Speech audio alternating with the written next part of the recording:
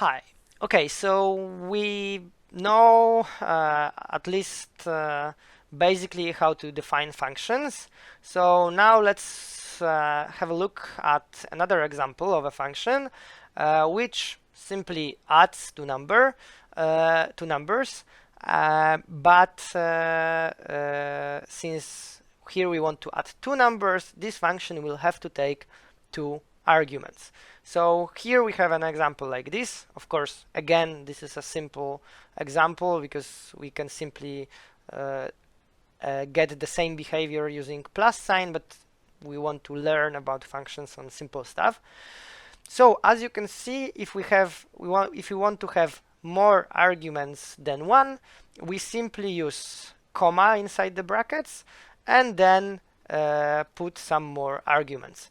There does not have to be a space here, but I actually recommend using this space because then it's, at least for me, it's much easier to read a function like this.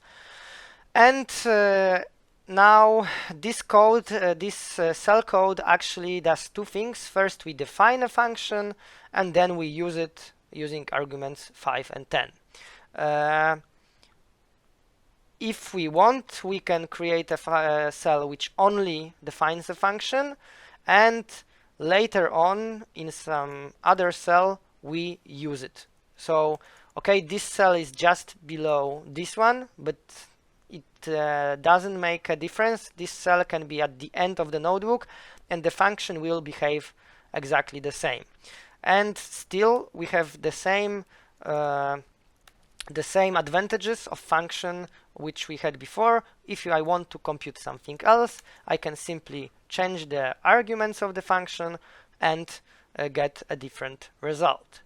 If I want to change this function, for instance, I want it to have more arguments, for instance 3 arguments, and I also want to add them together, then it's pretty easy. Okay, 3 arguments, add them together. I can define this function again. Well, this function now takes 3 arguments, so let's run it. 28, 19 plus minus 5 is 14, 14 plus 14, 28. I got the correct result.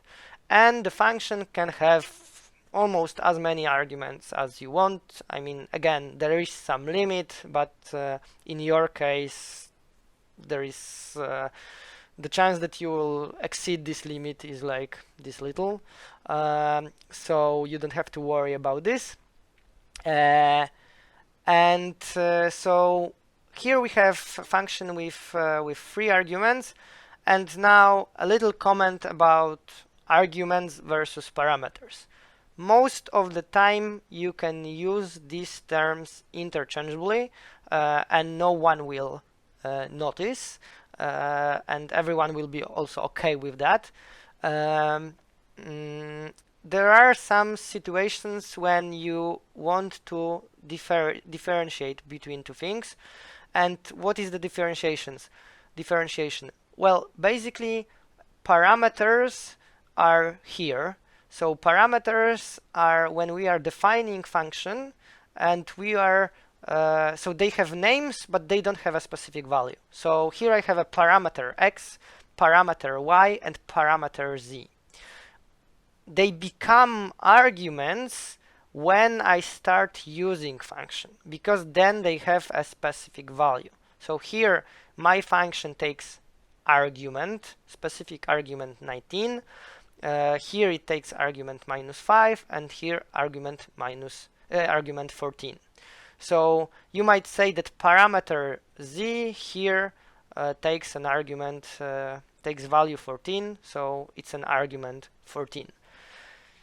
As I said, as you might have noticed if you review the videos I have, the previous videos or what I have been saying before, usually you use these terms interchangeably and it makes no difference. I usually tend to use word arguments more often because I spent lots of time in my life studying mathematics, and there you are more used to term arguments. So you can use them interchangeably, just from time to time. If you want to have like divide these two things in your head, then it's useful to know which things are parameters and which are arguments. And of course, it will become more and more clear with time when you dive deeper and deeper into programming. In the next video, we will have a look at more complicated examples when functions can have more lines of code than just one, as we have seen in the previous examples. So thank you for your attention, and see you in the next videos.